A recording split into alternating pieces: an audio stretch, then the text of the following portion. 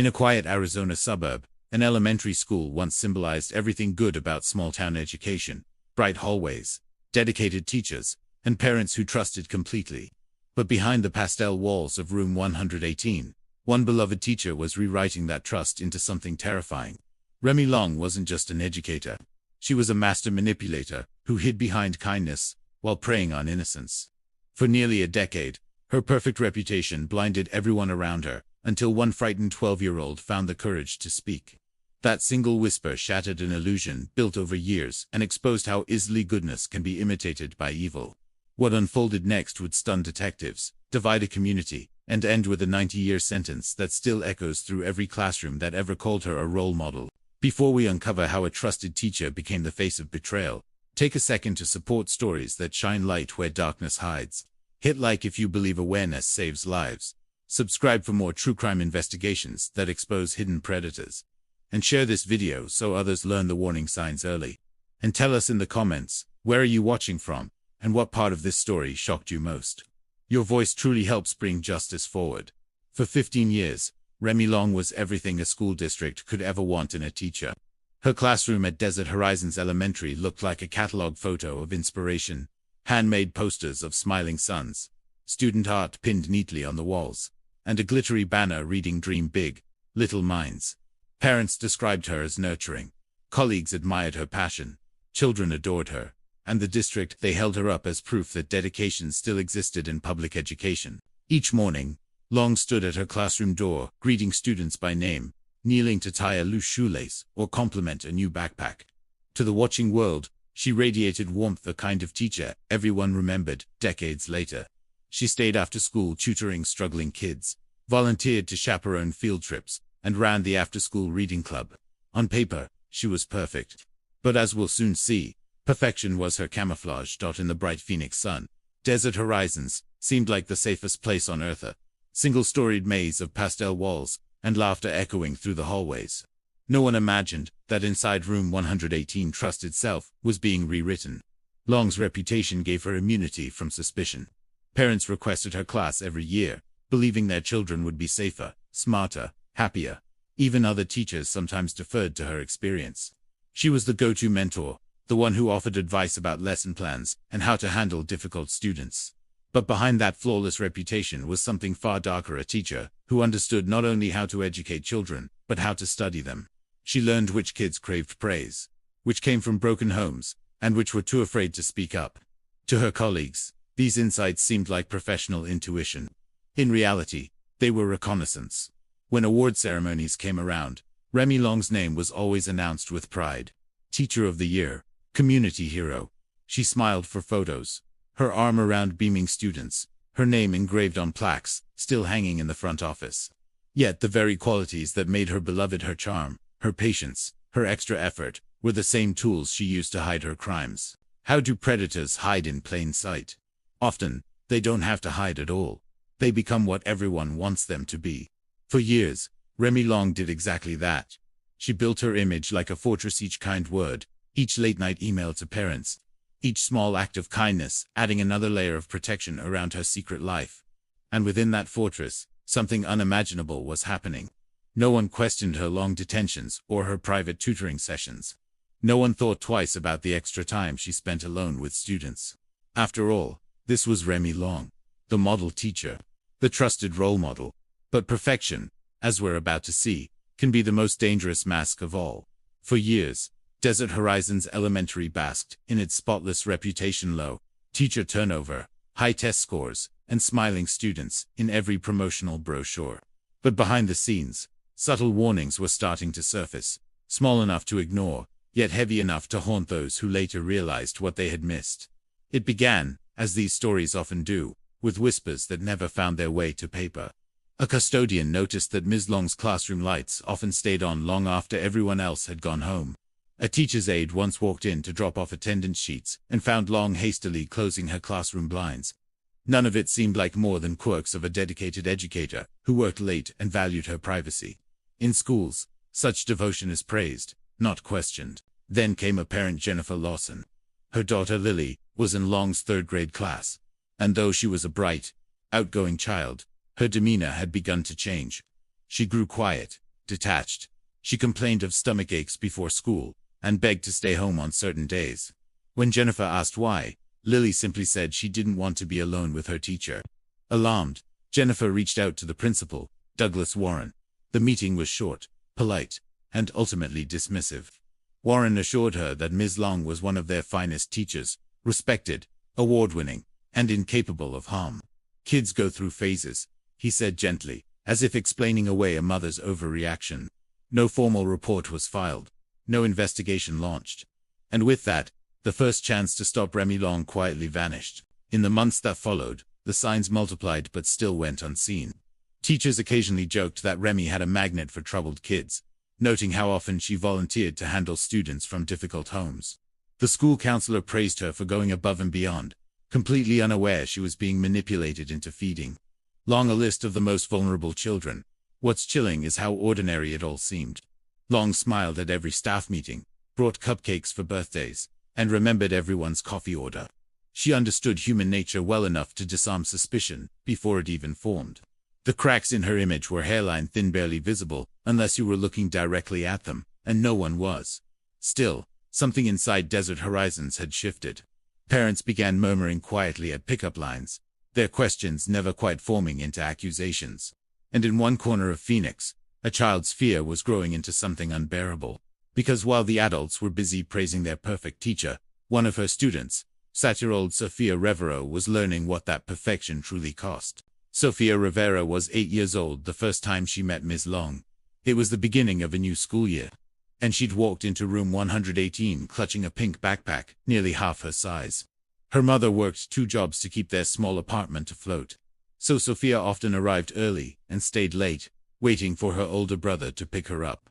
To Ms. Long, that made her the perfect target. In the beginning, it felt special. Ms. Long told Sophia she was different, that she was brighter, kinder, more mature than the other kids. She gave her little jobs around the classroom, handing out papers, cleaning the board, staying behind to help organize supplies. For a lonely child craving attention, those small privileges felt like proof that she mattered. What Sophia couldn't see was the precision behind every gesture. Remy Long wasn't showing kindness. She was testing boundaries. A touch on the shoulder, a lingering hug, compliments whispered when no one else was around. Each moment designed to make the next one seem just a little less wrong. Sophia's world began to shrink around those moments. Ms. Long started giving her detentions for small things, talking too much in class, forgetting her homework punishments that conveniently left them alone together during lunch hours. When her mother questioned why, Ms. Long smiled warmly and said Sophia just needed extra help. No one questioned the teacher, who seemed to care so much. At night, Sophia couldn't sleep. Her stomach twisted before school, her dreams filled with confusion she didn't have words for. She told herself Ms. Long must care about her, that this must be what love or mentorship looked like. But deep down, she knew something was wrong. She felt it every time she saw the classroom blinds close. Every time her teacher's smile turned just a shade too tight. The hardest part was silence. Who could she tell? Her mother was exhausted and trusted Ms. Long completely. Her friends adored their teacher. Sophia feared that if she spoke, she'd be blamed or worse, not believed. So, she learned to perform. To smile when spoken to answer questions in class, to look normal. But trauma always finds cracks to leak through. Sophia's grades began to drop. She became anxious, withdrawn. Her drawings turned darker, her laughter less frequent. Teachers noted she was distracted. Nobody asked why. Years later, investigators would call it textbook grooming. But for Sophia, it was just her life, a quiet, suffocating secret that wrapped tighter with each passing month. She didn't know it yet, but her small, trembling voice would one day bring a monster to justice. For now, though, she sat alone in room 118, tracing the edge of her desk, trying to remember what safety used to feel like. It was Valentine's Day, 2022. The air in Phoenix was warm even for winter, the kind of day that smelled faintly of dust and desert flowers. At the Rivera apartment, pink paper hearts hung unevenly on the fridge. Sophia's younger siblings had made them for school. But that evening, as dinner sat untouched on the table, Sophia's world cracked open. It started small. Her mother, Maria, asked why she'd been so quiet lately, why her grades were slipping, why she avoided hugs. Sophia's eyes filled before she could find words. Then, through broken breaths, the truth began to spill out, not all at once, but in fragments. Phrases like, after class, I didn't like it. She said no one would believe me. Maria froze. Every motherly instinct collided with disbelief. Her Ms. Long. The woman she'd thanked for caring about her daughter. She wanted to deny it, to say Sophia misunderstood. But one look at her daughter's trembling hands shattered that defense. The pain in her eyes was too real to be imagined. That night, they sat at the kitchen table for hours. Sophia spoke in whispers, pausing often to cry, then forcing herself to continue. Maria listened, grieving, horrified, guilt-ridden. She thought of every missed sign, every extra help session she'd encouraged. And when Sophia's voice finally went quiet, Maria made a decision that would change both their lives. At dawn, she drove straight to the Phoenix Police Department. No makeup, no plan, just a mother's resolve. She held Sophia's hand as they waited in a gray hallway, smelling faintly of coffee and bleach. Within hours, Detective Ryan Cooper of the Special Victims Unit was assigned to the case. Cooper had seen many stories like this, but never one that cut this deep. Sophia's account was clear, detailed, and devastatingly consistent. She described the classroom, the schedule, the so-called dimensions. Her words painted a picture of methodical manipulation. As she spoke, Cooper's expression stayed calm, but inside he felt the quiet fury that only comes from witnessing innocence betrayed. That first disclosure triggered a chain reaction. Search warrants, interviews, meetings that would unravel an entire system of complacency. But in that moment, all that mattered was Sophia. She had done what so many others could not. She had spoken. When they left the station, the desert sun was already high, blinding and merciless. Maria squeezed her daughter's hand. "You're safe now," she whispered. Sophia nodded, though she wasn't sure she believed it yet. For the first time in nearly 4 years, she didn't have to carry the secret alone. And somewhere in the distance, inside a classroom still decorated with paper hearts, the woman who once called herself a hero had no idea that her carefully built world was about to collapse. Detective Ryan Cooper had been with Phoenix's Special Victims Unit for 15 years. He'd seen the worst of humanity cases that kept him awake long after his shift ended, but something about this one felt different. Maybe it was Sophia's composure, the calm precision in her recollection. Or maybe it was the location. A cheerful elementary school, the last place anyone expects to find evil, hiding behind bulletin boards and storybooks. The morning after Sophia's disclosure, Cooper parked his unmarked sedan outside Desert Horizons Elementary. The building looked harmless, rows of palm trees, swaying in the desert wind, murals painted with bright colors. But to him, it was now a crime scene in waiting. Inside, Principal Douglas Warren tried to maintain professional composure as Cooper introduced himself. "This is a serious matter," the detective said quietly, laying his credentials on the desk. "We'll need to speak privately about Ms. Long." Warren's face drained of color. "Remy," he asked, as though hearing a name from another universe. There must be some mistake. But as Cooper's questions deepened about dimensions, after-school tutoring, unsupervised times, something uneasy flickered across the principal's eyes. He hesitated, then admitted that, years earlier, a parent had complained about Long's unusual closeness with a student. He'd dismissed it. No report, no follow-up. Cooper didn't react outwardly, but he noted it down. That small decision had bought Long 3 more years of access to children. Back at the precinct, Cooper assembled a small task force. Detective Lisa Hernandez to analyze records, Detective Marcus Johnson to interview staff, and a forensic tech to examine Long's school computer. Piece by piece, they started building the timeline. What they found was chillingly organized. Long had kept meticulous records, detention logs, tutoring schedules, and a personal notebook with details about her students' home lives. Patterns began to emerge. The same names kept appearing. Many came from single-parent homes or families under financial strain, the very vulnerabilities Sophia had described. Cooper knew what that meant. Deliberate selection. Predators didn't act on impulse. They hunted strategically. That night, as the Phoenix sun melted into a burnt orange horizon, Cooper sat alone in his car, reviewing his notes. The evidence was mounting, but it wasn't enough for an arrest. Not yet. He needed corroboration. Another voice. Another victim. In his gut, he knew there had to be more.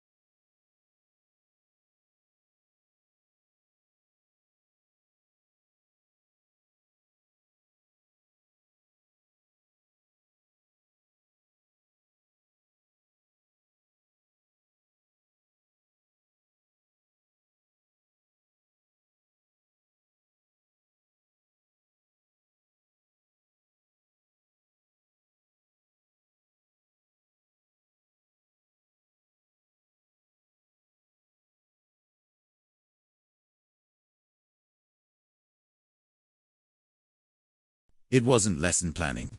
It was profiling. Another discovery came from Long's desk drawer, hidden compartment with several USB drives.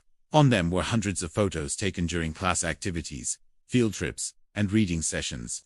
Most appeared innocent, but some lingered too long on certain faces, cropped too close, zoomed in too deliberately. "This isn't random," Cooper muttered. She was cataloging them.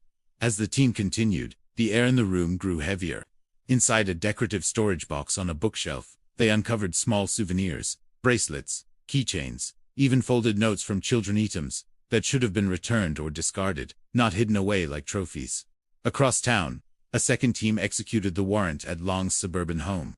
Behind her polished exterior family photos, church awards, and volunteer certificates, they found another locked safe in her office closet.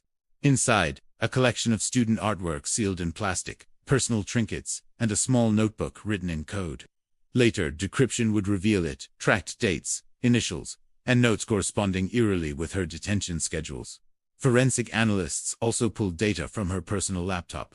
Encrypted folders contained journal entries about connections with students, and thoughts she described as pure affection, misunderstood by the world. The self-delusion was staggering predation, disguised as compassion. By sunset, the evidence was overwhelming. What had once been whispers of misconduct was now a documented pattern of grooming, manipulation, and abuse. Cooper stood in the doorway of room 118 as the sun bled through the blinds, casting fractured light across the walls, once decorated with words like respect and kindness. This, he said quietly to Hernandez, was her hunting ground. Outside, as police vehicles pulled away, parents drove past, unaware that the smiling teacher, who once waved at their children from this very doorway, would never return. When news of Remy Long's arrest hit Phoenix, disbelief rippled through the city like a shockwave. Parents gathered outside Desert Horizons, clutching each other, asking the same desperate question: how could this happen here? The media vans arrived within hours, and the school, once a symbol of pride, became the epicenter of outrage and heartbreak. Inside the police precinct, Detective Cooper's team was still piecing together the full picture. The evidence against Long was undeniable, but it was the failures around her that haunted him most. Because this wasn't just the story of one predator. It was the story of every adult who looked away. Principal Douglas Warren was among the first to be re-interviewed. This time, he couldn't hide behind reputation or policy. Under oath, he admitted that 3 years earlier, he had received a written complaint from a parent, Jennifer Lawson, warning that her daughter was uncomfortable with Ms. Long's attention. "I didn't want to ruin a good teacher's career over something unproven," he confessed. His voice trembled, but the damage was done. His inaction had allowed the abuse to continue for years. The school district scrambled to control the fallout. Press conferences were held. Words like reform and accountability were thrown around. But for families who had trusted the system, apologies weren't enough. They demanded to know why mandatory reporting laws had failed to protect their children. Meanwhile, prosecutors built a case, not only against Long, but around the institutional negligence that shielded her. Assistant District Attorney Olivia Phillips pushed for transparency, calling the school's oversight a second betrayal. She reviewed internal emails showing how concerns about Long had been quietly minimized. One counselor had even documented discomfort about Long's excessive emotional involvement with students, but her note had been buried under bureaucratic paperwork. The community's grief quickly turned into fury. Parents packed school board meetings, demanding resignations. The Desert Horizons banner, once adorned with the slogan, "Shaping Bright Futures," was taken down after vandals defaced it overnight. But amid the chaos, something remarkable began to happen. Survivors and their families started speaking out, some publicly, others privately. Their stories painted the same chilling picture. A predator operating in plain sight while the system meant to protect them stayed silent. For Detective Cooper, it was a bitter truth he'd seen too many times: how authority and appearance could blind people to danger. "Monsters don't hide under beds anymore," he told a reporter. "They hide behind trust." In the end, Desert Horizons Elementary became more than a crime scene. It became a case study in how institutions fail the very children they exist to protect. And as the courtroom date drew near, the question hanging over Phoenix wasn't just about guilt or innocence. It was about responsibility. Who let it happen, and who would finally make it right? The trial of Remy Long began on a sweltering Monday morning in downtown Phoenix. The courthouse steps were lined with cameras, reporters, and parents clutching faded photos of their children in better days. For years, She had stood in front of classrooms, teaching lessons about honesty and compassion. Now she sat behind a table in an orange jumpsuit, her wrists chained, her eyes cast downward, as if the world she'd crafted had finally turned to dust. Inside the courtroom, tension hung like humidity. The prosecution opened with quiet precision. Assistant District Attorney Olivia Phillips didn't raise her voice. She didn't have to. "This case," she began, "is not about mistakes. It is about choices, deliberate, calculated, and repeated over years." Her voice was steady, but carried the weight of every victim's silence. The jury listened as the state laid out the timeline, how Long identified her victims, how she cultivated trust, how she weaponized her reputation. Exhibits flashed on a screen: student files, coded notebooks, and photographs pulled from those hidden USB drives. Each piece of evidence felt like another stone laid upon her crumbling image. But nothing compared to the testimony of the survivors. Sofia Rivera was first. Now 12. She walked into the courtroom holding her mother's hand, her small frame swallowed by a navy blue dress. The room fell silent as she took the stand. She didn't cry. Her voice trembled only once when she was asked what she would say to her former teacher now. "You told me no one would believe me," Sofia said, looking directly at Long. "But they do." That single sentence shattered the courtroom's composure. Even hardened reporters wiped their eyes. The defense tried to argue that Long's intentions were misinterpreted, that her closeness with students stemmed from unconventional empathy. But the evidence was relentless, and the jury saw through the facade. For 6 weeks, the trial unfolded like a slow exorcism of a community's collective guilt. Teachers testified about their regrets, parents about their trust, detectives about their discoveries. Every voice added another layer to the truth. When the closing arguments ended, the courtroom was silent. The jury deliberated for just 4 hours. That afternoon, the verdict was read aloud: guilty on all counts. Remy Long's face barely moved. Only her hands trembled as she was led away in handcuffs. Around her, sobs broke through the stillness, some of relief, others of grief for the innocents lost. For Sofia and the others, justice didn't erase what had happened, but it gave their voices power. And as they walked out into the bright Phoenix sun, they carried something Long could never take back again: freedom. 2 months after the verdict, the courtroom filled once more. This time, it wasn't about guilt, it was about consequence. Rows of parents, teachers, and survivors sat shoulder to shoulder, bracing for the moment that would define closure. The judge, a composed woman in her 60s named Deborah Harlan, entered quietly and took her seat. The air was heavy, almost reverent. Everyone knew what was coming, but hearing it aloud would make it real. Remy Long stood when ordered, hands cuffed, wearing the same calm expression that had once convinced a community she was safe. Her attorney spoke first, reading a plea for leniency, citing her age, her years of service, and her supposed remorse. But his words fell flat. The courtroom wasn't interested in excuses. Then came the victims' statements. One by one, survivors now older, braver approached the microphone. Their voices shook but did not break. Sofia spoke last. "You taught us to use our voices," she said softly, "but you never thought we'd use them against you." The courtroom erupted in quiet tears. Even the bailiff's jaw clenched as she returned to her seat. When Judge Harlan finally spoke, her voice carried the weight of every word. "You were entrusted with the most sacred duty to protect and educate children. Instead, you used that trust as a weapon." She paused, her gaze unwavering.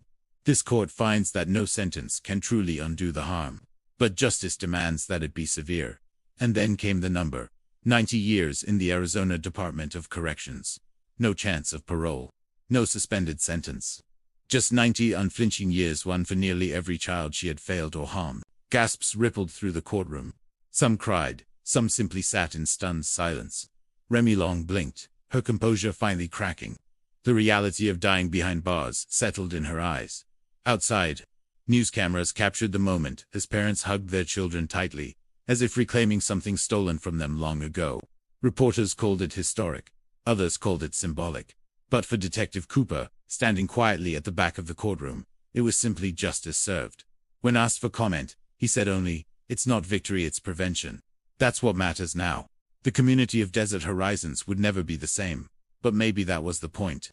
Behind the grief, something stronger had begun to take root: a commitment that this kind of blindness would never happen again. As the courtroom emptied and the echoes of the gavel faded, Sofia looked back one last time at the woman who once controlled her world. She didn't see a teacher anymore. She saw what courage had conquered. In the months following the sentencing, Desert Horizons Elementary became a different kind of classroom or place, where the hardest lessons were finally being learned. The hallways, once filled with colorful posters and smiling faces, now carried a quieter energy. New administrators came in, policies were rewritten, and the once proud banner was replaced with a simple plaque that read, "Never again." Sofia Rivera returned to school in a nearby district, her small frame carrying the kind of strength most adults never find. Therapy sessions helped her rebuild what years of silence had broken. She began speaking at youth advocacy events, her voice steadier each time. "Courage," she told one audience, "isn't loud. Sometimes it's just saying one true thing, even when you're scared." Her words rippled through Phoenix, inspiring parents, teachers, and survivors alike. Soon, laws were revisited, mandatory reporting protocols tightened, and educators underwent new training, focused on emotional boundaries and early warning signs. Detective Cooper was invited to speak at police conferences, reminding officers that the most dangerous predators often wear the calmest smiles. "Look beyond appearances," he said. "That's where the truth hides." Maria Rivera, Sofia's mother, became an advocate too. She helped other parents navigate systems she once trusted blindly, determined that no mother would ever again have to doubt her instincts. "I used to think speaking up made you look paranoid," she told a local reporter. "Now I know silence is what danger depends on." Even the school itself began to heal. Desert Horizons reopened under a new name the following year. Fresh paint covered the walls, but the community carried its scars openly, not as shame, but as warning. And in the garden near the playground, a small stone was placed beneath a young mesquite tree. It bore just 3 words, "For the brave."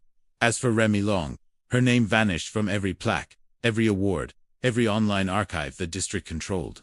She remained behind concrete walls and steel bars, stripped of the image she'd once crafted so carefully. The woman who had built her life on silence was now surrounded by it. But Sofia's voice, clear, steady, and unstoppably, became the sound that lingered. Her bravery had not only exposed a predator, it had forced a reckoning across a system that had grown too comfortable with trust. In the end, this wasn't a story about evil. It was a story about light finding its way through the darkest corners of a place meant to nurture it. Because sometimes, justice doesn't arrive with fanfare. Sometimes it comes in the quiet voice of a child who simply refuses to be quiet any longer. And in that silence, broken and rebuilt an entire community, learned how courage echoes.